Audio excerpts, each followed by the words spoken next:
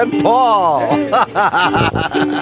This is a 2013 edition of Breakfast with Bob and Paul.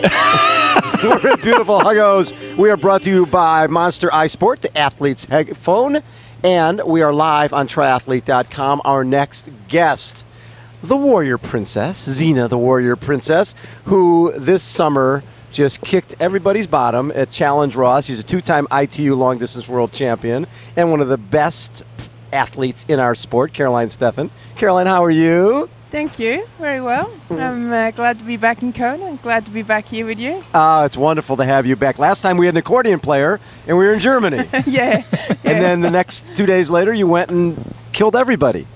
Yeah, had a good day. Yeah, very happy with that. And you weren't even feeling that good. Yeah, that's right. I was hoping for a good swim and it didn't really happen. I was hoping for a good bike and it didn't really happen. So I had to go for a run and I was very, very happy with the run. And yeah, and you won. In the end, I won Challenge Rough, so that was amazing. Yeah. So talk a little bit about last year here. You've had two second place finishes here. You've had some great races here. Last year you were within 2-3 miles of the win when Leanda Cave went by. What were your thoughts when she came by? My thoughts was like, oh my God, she's here. Oh my God, what can I do? I couldn't do anything. I was just running out of energy. Yeah. Like, I was in a bad spot already, and when she came up, I was just like, I couldn't respond. There was nothing left. No. When you talk about in a bad spot, what had led to that bad spot? Obviously, it's the accumulation of the entire day, but athletes usually talk about, in terms of the run, nutrition sometimes playing a role, or hydration, or electrolyte status, all of those different things. What was it? Because you saw these girls coming, but you know how it can go. When you start going into that hole, you can just as quickly come out of that hole too. Yeah, that's true, and I actually had some holes before. Like in the run, you always go through bad patches and then you get a good one. You just hope the bad patches are not exactly on the spot where people start to passing you, because otherwise, if you have a good one and they try to pass, you can maybe go with them or you recover, and then. But if you're already in a bad spot, and it was just this 500 meter where it just. I ran out on energy just a little bit. I would need like a Coke or something to react. That was just the bad moment. But I had a couple bad patches before, and I always got back to the top because I had something which brought me back to the normal. But it's amazing you guys are on that razor's edge, because you're literally going down and up like that. And like you said, literally a Coke could have brought you around and had you, feeling a little bit better to maybe at least put it into her head that it wasn't, she caught you, but she wasn't going to pass you. Yeah, I would say if I would had something somewhere to grab, and maybe would be, I'm not saying definitely, I'm just saying maybe I would be able to go, and that's bad luck, or I don't know. Just Is it harder because you ended up, the Ironman World Championship is so big in our sport. It was 64 seconds between you and the win. Is it harder to lose by 64 seconds than being 8 or 10 minutes back? Is there one that's better than other for you? Is that hard? Definitely, yeah. Harder 64 seconds. It's like you give a candy to a kid, and then just in the last second you take it away. You take it away, yes! It's just like, you want to have it? Oh, no, I take it. Sorry. I take it for it. It's just, you want to have it so desperate, and you just go for it, and you nearly can grab it. Yes. And then it's just someone takes it away, just like that. Just not fair. No. What the heck? 5 minutes, it's so much easier, because then you can say, okay, it's 5 minutes. That was they had a better clear. day. Yeah. But 65 seconds, that's just... That's not right. No. So when we talk about the race this year, and we talked a little bit about this last year, it seemed like a relatively open women's race. You were definitely a favorite, but there was no Chrissy Wellington. There was no this sort of overwhelming presence that you thought, okay, it's this person and then everybody else. And it's the same again this year. You are one of maybe 3 women who everybody is talking about. I understand there's probably a half dozen, maybe 10 women who are in the conversation, but the reality is it's you right now. What we've been talking about, it's you and Rachel Joyce and maybe Mirinda or Leanda. You know what I mean? But everybody, I haven't heard anybody not say your name and say, who do you think? And everyone says Carolyn Steffen. Do you feel like that puts undue pressure on you, or do you like that? Does that give you confidence to hear that? Well, first of all, it makes me proud because that means I did something right. Exactly. You know? First of all, yeah, the people know my name. The people believe in me. They believe in my kind of racing. So, and they want to probably see me in the first spot too. So that, first of all, makes me really proud. And I mean, that's why I'm here for. I don't want to be in Kona and no one finish whatever. Yeah. I mean, I train hard all year, or the last couple of years. So if people see me as a favorite, that's nice. That's very, very good, and don't feel pressure about that. And I do think there are at least 5 girls for the top 3 spot. Girls which just came into our sport. Like who else would? Oh, maybe like Lise Blatchford. She's a really good athlete. I see her clearly in the top 5 too, because she's. I mean, Rockies always have a good racing. Like I did in 2010, I came, no one really thought about me, and then I just had no one watched out for me in the race, and then I just had a cruise, and I got second. Yeah. So that always can happen in Kona. That's why I'm not really only focused on the main favorites. I always have a little sneaky look who is behind, because there's so many girls, and I think that's really exciting too for our sport. The woman field gets stronger, and we getting closer together, like 65 seconds. That's so much more exciting racing. Oh, it's great racing. It was great television. I mean, I'm sure it was hard for you to watch, but it's like, oh my God. We do our best. So, have you watched that, by the way? No. You haven't watched the TV show? You lived it. Don't need to watch it. I think I've seen. You've seen it already, right? You don't need to see it again. Yeah. What I love, Huddle, is here's a woman who's you were a very good swimmer. Were you thinking Olympics as a swimmer? When way back before cycling? Yeah. When you hurt your shoulder. Yeah. So then you go into cycling, and very good cyclist, professional cyclist. But I think what you didn't like about it was you worked really, really hard, and then somebody else would put their arms up and win the race. It's like, what the hell? Why am I working hard for that person to get the glory, right? That's where I think that was one of the appeals for triathlon, that if you worked hard, you got the fruits of your efforts. Yeah, that's right. Yeah. You like that? Yeah, I like that. I mean, I like to work for other people, but not all the time. Not for a living. Not for a living. In grammar school or something, that's okay.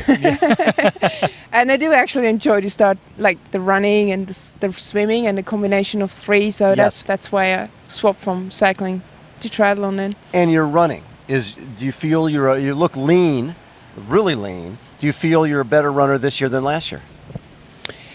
Better runner.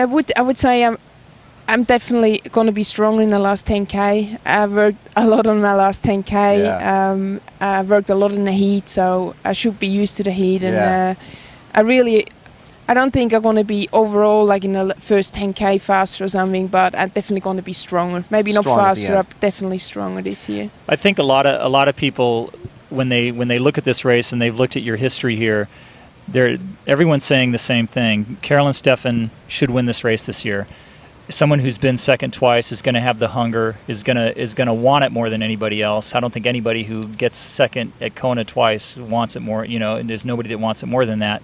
But everyone is saying the same thing.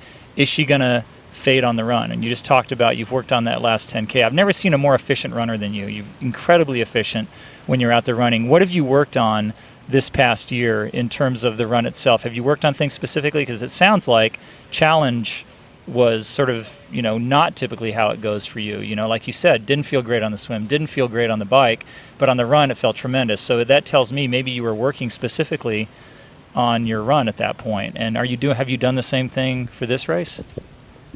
Like you guys maybe know, Brad is not a big fan of changing stuff because of a race result. He prefers to keep going what we're doing. Right. And I just improve because we keep going what we're doing. So another year on the top of all his tough sessions and track sessions and all that run we did before, just another year on the top. Yeah. Improved my run. And then, like I said before, I spent the last 2 months in the heat Usually I came straight over from Europe, from Switzerland to Kona, and this year I spent a month in Asia and then another month in Mexico. So it was 2 months in really tough conditions.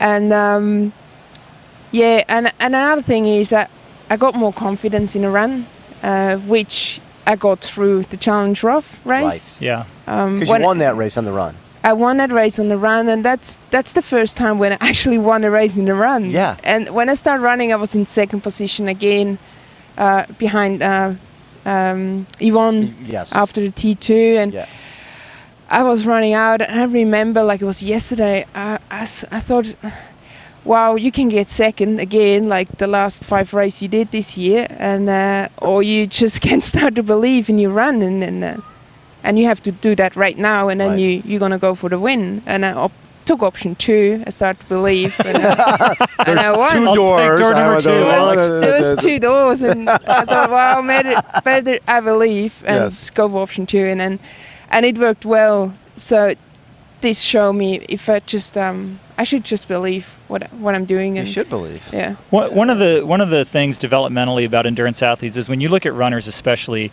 the improvement that happens over the first 5 years of any runner's career is fairly dramatic. There can be injuries and whatnot, but then there's still pretty good improvement over the next 10 years, and you might see a plateau. Someone like you who's coming from swimming and then cycling, how long have you been a runner per se, like training for your running?